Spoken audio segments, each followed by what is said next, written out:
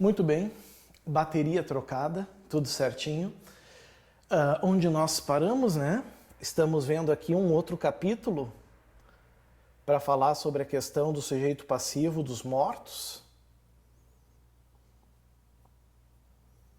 Chegamos. Muita gente acha que nós temos aqui, meus amigos, sujeito passivo morto nesse capítulo, no título 5, aliás, dos crimes contra o sentimento religioso e contra o respeito aos mortos. Crimes contra o sentimento religioso não, mas aqui contra o respeito aos mortos, né? Nesse caso, como por exemplo, destruição de cadáver, vilipêndio ao cadáver, nesses delitos, senhores, é preciso entender que não é o cadáver, certo? O morto, o sujeito passivo, e sim o respeito a ele, a família. Então eu posso trabalhar com vocês aqui sem medo de errar, sem titubear. Prezados, nós não temos, certo? Morto no polo passivo de um crime. Sempre vai ser a sua memória, sempre vai ser a família, ok? Dando sequência.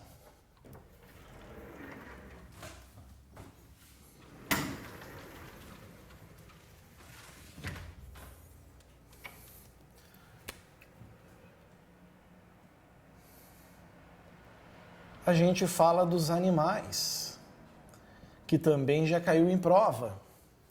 E eu também já coloco aqui, sem medo de errar, para que os senhores não cometam falha, animais não podem figurar no polo passivo de uma infração penal. Ah, professor, e se eu matar um cachorro? Bom, aí, meus amigos, o polo passivo está no proprietário do cão. Ele é o polo passivo. Ah, professor, e se for maus tratos? Se for maus tratos, amigos, o polo passivo é indeterminado. Vai ser a coletividade ou o dono do animal. Como, por exemplo, nos crimes contra a fauna. Quando um animal da fauna silvestre, por exemplo, é lesionado, é a fauna toda atingida, é o meio ambiente que se desequilibra. É aquela questão, é o direito que a coletividade tem de manter o meio ambiente preservado para a geração atual e para as gerações futuras. Tá aqui? Então os animais também não entram. Ok? Cuidado. Outra questão que eu gostaria de salientar com vocês aqui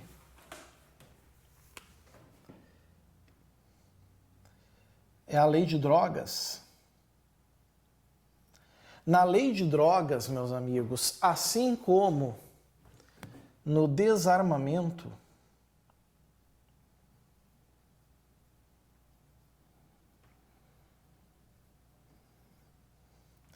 nos dois casos que os senhores estão vendo aqui, o polo passivo é a coletividade.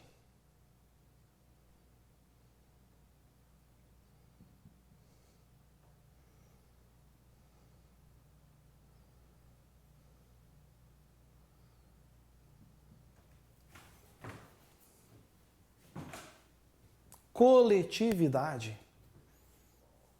Ok? Porque nos dois casos nós vamos ter a incolumidade pública, a paz pública. E aqui,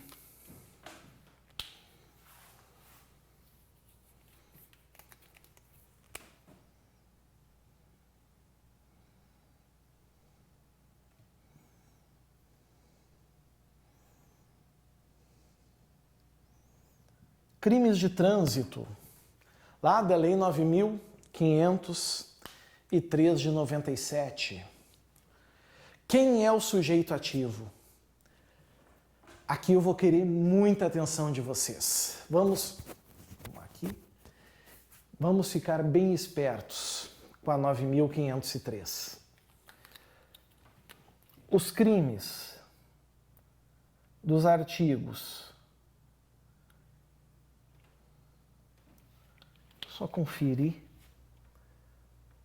se é 301 e 302 ou 302 e 303.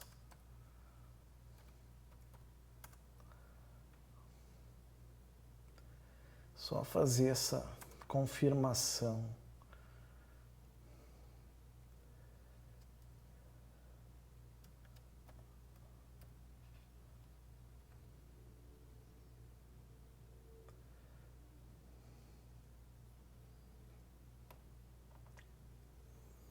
Vamos ver.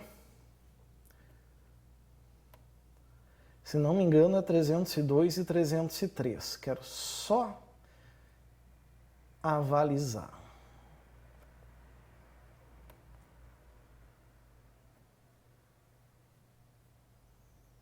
Exatamente. Artigos 302 e 303. O 302 é o homicídio culposo na direção de veículo automotor. E o 303 é lesão corporal culposa na direção de veículo automotor. Nesses casos, o polo passivo direto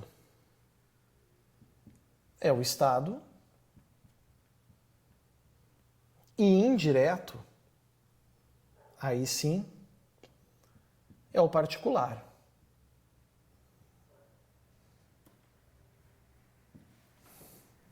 Sem problema. Nos demais crimes,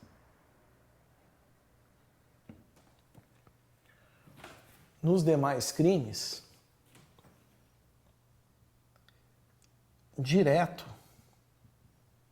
é o Estado. Indireto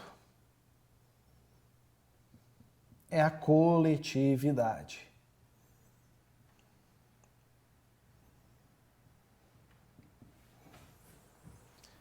Certo? Porque aí a incolumidade pública e a segurança viária que está em jogo. Cuidado quanto a isso. E para terminar, para encerrarmos o sujeito passivo e de lambuja os sujeitos da infração penal, eu vou trabalhar a letra F aqui em cima.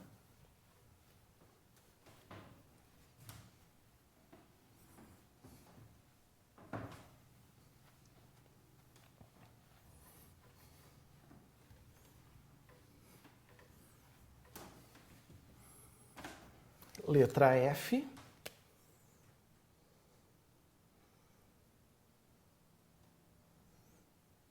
Pessoa jurídica.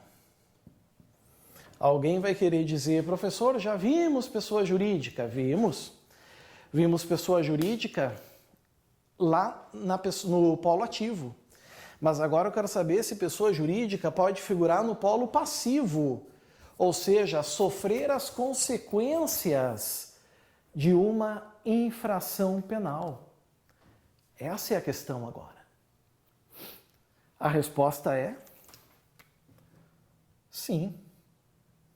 Enquanto no polo ativo a pessoa jurídica só pode praticar crimes ambientais, no polo passivo não tem objeção. Ela pode sofrer qualquer crime, claro, desde que, isso é importante, né? Desde que seja possível ela ser polo passivo, desde que seja compatível o crime com ela. Por exemplo, tem como ela figurar, a pessoa jurídica, no polo passivo de um homicídio? Não. Mas no furto de coisa comum, sim. Um sócio subtrair do outro. É possível a pessoa jurídica ser vítima de um estelionato? Sem problema nenhum. Certo? Então, em alguns delitos que são compatíveis com essa modalidade, sem problema de figurar no polo passivo. Agora, uma coisa que cai muito em prova. que é a pessoa jurídica no polo passivo nos crimes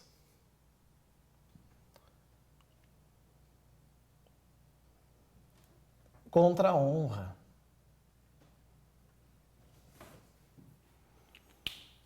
É óbvio que eu não vou entrar a fundo nos crimes contra a honra agora. Não é o momento. Mas eu preciso citar eles aqui, no sujeito passivo. Primeiro, quais são os crimes contra a honra? Injúria, difamação,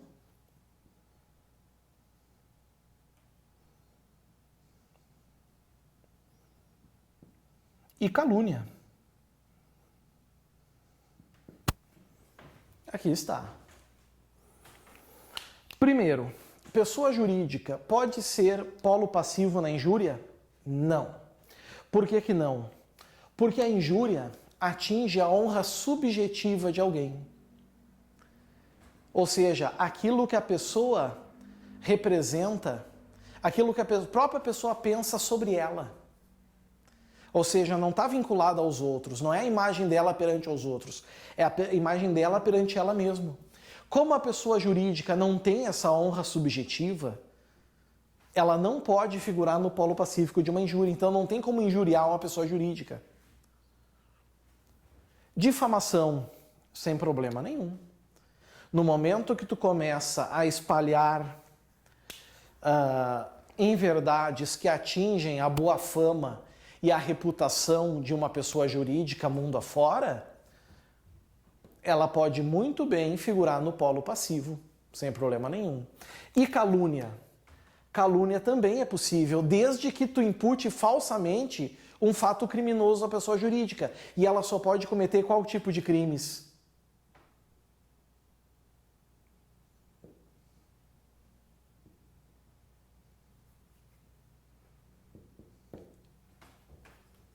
Crimes ambientais.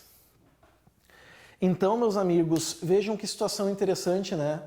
Se eu disser que uma pessoa jurídica praticou um crime ambiental e eu sei que isso não é verdade, eu estou cometendo calúnia e ela figura no polo passivo. Mas se eu disser que a pessoa jurídica, por exemplo, praticou um homicídio, não é calúnia. Porque pessoa jurídica não pode figurar no polo ativo de uma calúnia, de um homicídio. Então, cuidem com esse detalhe, isso caiu já muito em prova. Certinho? Vencido esse ponto, a gente mata, liquida, trucida o item 2. Entramos agora no item 3.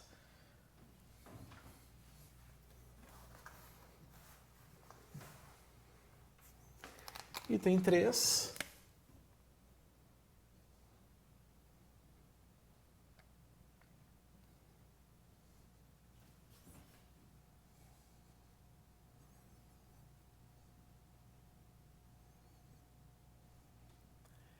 Elementos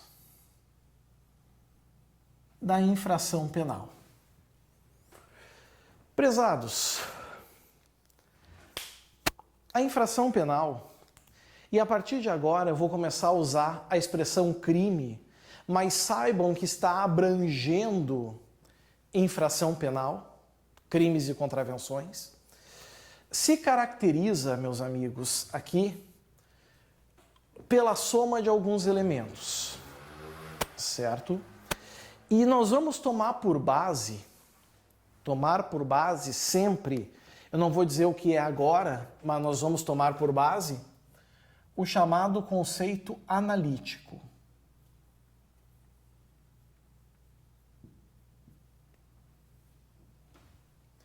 Aqui está.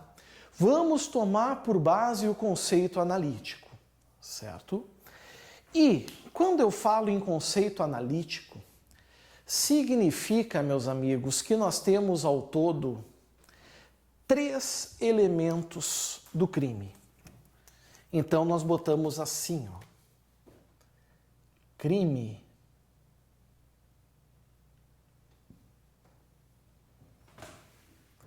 O crime vai ser a soma de 3 elementos.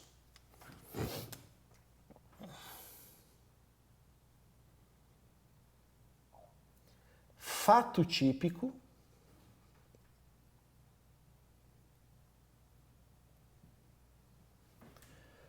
mais, que é uma soma, antijuridicidade,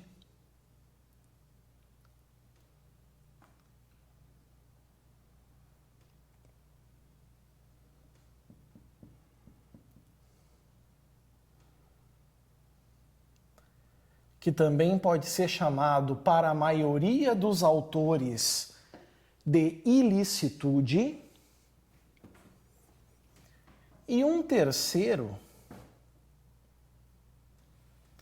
que é a chamada culpabilidade.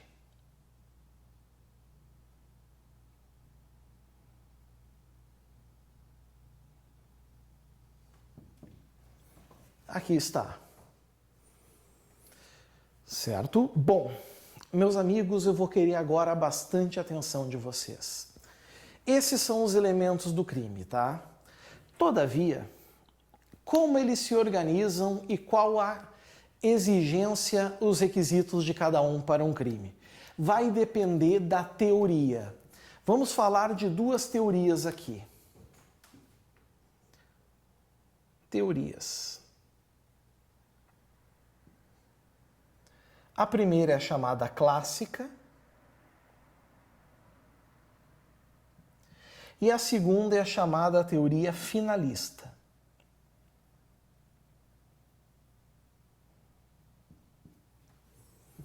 Teoria clássica, teoria finalista. Qual é a diferença?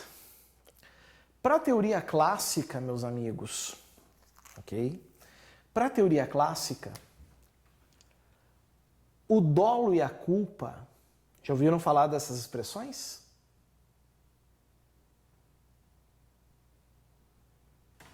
Dolo e culpa, elas se encontram dentro da culpabilidade. Então, para essa teoria aqui, para a teoria clássica, teoria de von List,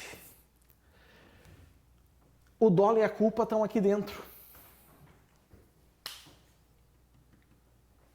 E para essa teoria, um crime sempre vai ter que ter os 3 elementos. Porque como nós não podemos ter crime sem dolo e sem culpa, e o dolo e a culpa estão aqui, para a teoria clássica, o crime sempre vai ter que ter esses 3 elementos. Não tem choro, não tem vela. Certo? Muito bem. Ocorre agora que para a teoria finalista, o dolo e a culpa saem da culpabilidade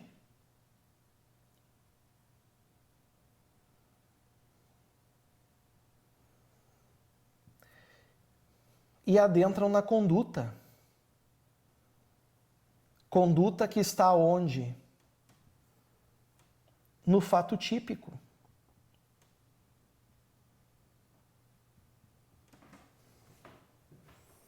A conduta que está no fato típico, o dolo e a culpa agora estão aqui, ó. E a culpabilidade ficou vazia de elementos subjetivos. Ficou só elementos normativos.